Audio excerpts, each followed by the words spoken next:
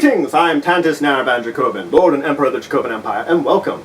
It's time to get back to talking about 5th edition Dungeons & Dragons. Now, I haven't talked about it for a while, and I'm not going to ramble on as much as I have before, giving you all this information you can look up in a player's handbook.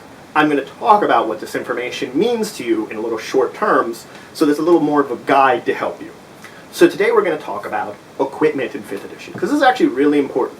Now, you can start with one of the starting equipment packages that your class suggests. Now, every class suggests them. It gives a couple of options that you can choose. Or, at your DM's discretion and your choice, you can choose to take starting gold instead.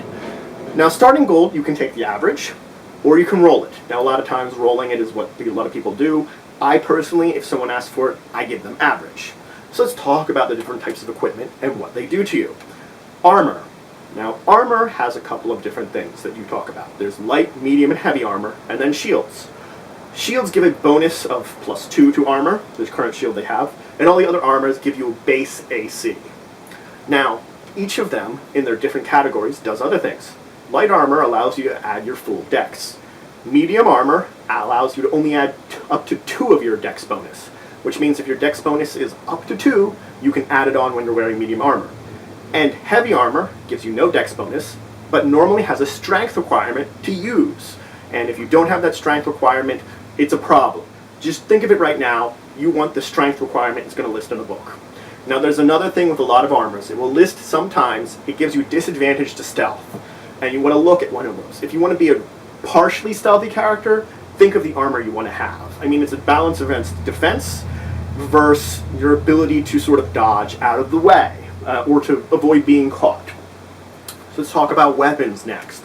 Now, weapons are divided into sort of 4 categories, 2 categories at a time. There's simple weapons and martial weapons. After you divide each of those into melee and ranged weapons. And that's how they list them in the book. Now, the book will list the damage for all the weapons, and then it'll list any special abilities that these weapons have. Of course, again, there's cost and weight and all those things that are important to weapons. But there are 9 special abilities that they list through. First off is Finesse. Finesse, if it's a Finesse weapon, it's going to be on melee, and it means that you can use your dex to attack and damage instead of your strength. It's as simple as that. It means that if you're a dexterity-based character, you want a Finesse weapon. Next up is Heavy. Heavy means that small creatures have a disadvantage when using it. You don't want to be using a heavy weapon when you're a small creature. You've got Thrown weapons. Thrown weapons are a ranged weapon where you can use your strength to attack and damage instead of your dexterity. See, it's the opposite one.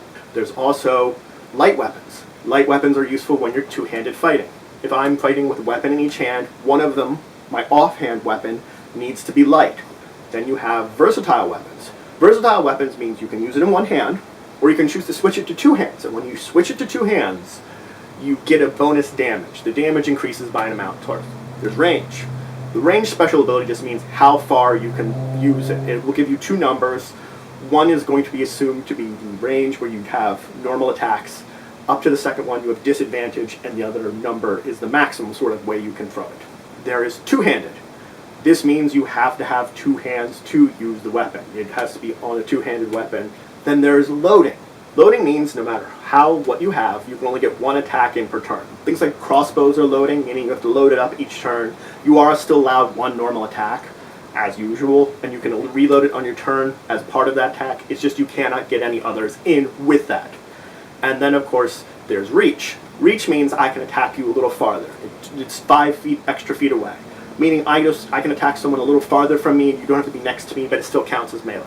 Those are things like polearms, like halberds. So those are weapons. After we talk about weapons, we talk about basic equipment. There's an entire list of basic equipment you can choose from. But if you don't want to go through there very much, they actually have packages listed in the book, which gives you sort of packages based on your class or your background that might pertain to what you want to have. And it just gives you all the basic equipment you might get for a price. Usually there's a little bit of a deal in some of those, so it is actually not bad to take them. After equipment, they do talk about tools and kits. These are the things that you use for like your tool proficiency. Like if you have proficiency in a disguise, you'd have a disguise kit in there. Same with things like thieves' tools, they're in there. After they talk about that, they talk about vehicles, they talk about mounts, these are important. They mention trade goods. Should you find just material in the world, how much you can get for it. Then they talk about lifestyles. Lifestyles is not something you're coming up with in the beginning of the game. If you're spending time in an area and it's sort of like downtime, you're going to have to worry about lifestyle, whether it's per week or per month. It gives you the price per day. Just going to multiply it by 7 or 30, whatever's appropriate, and then figure out how much you're spending on whatever kind of lifestyle you want to spend for that period of time. After this, we talk about services, which are very important. These are getting transportation, getting a message sent, getting a hireling. Then you have food and drink. Again, food and drink is another important one. Food and drink is just if you want to spend your night at time in a lodge, if you want to get some kind of food somewhere, you know how much it costs. And then there's a trinket table. Now, trinket table, you're allowed one of that you roll randomly on the trinket table at the beginning of the game, and you can get one. Or if you're really nice and your DM might allow you to just take one of your choice too, depending on how you built your character. Maybe one really fits with your character. Now, the DM might use the trinket table too to add little spice to characters and creatures he finds in his or her world. So this is the equipment you can choose from, and a little bit of information on all of them. For things like services, they may come up in your game. They might not at all. The basic equipment is probably going to come up. Things like vehicles or mounts, it depends on how your game goes. If you're only going to be taking place in one city, you're not going to have to worry about them.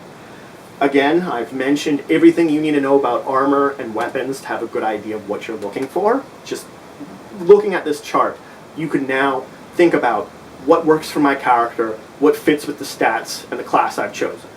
And the class is going to tell you what you are proficient with, depending on the armor and the weapons and all that. Alright, so that's everything for today. I've talked a little bit about the 5th edition weapons and equipment. We'll continue our discussion on stuff for 5th edition next time.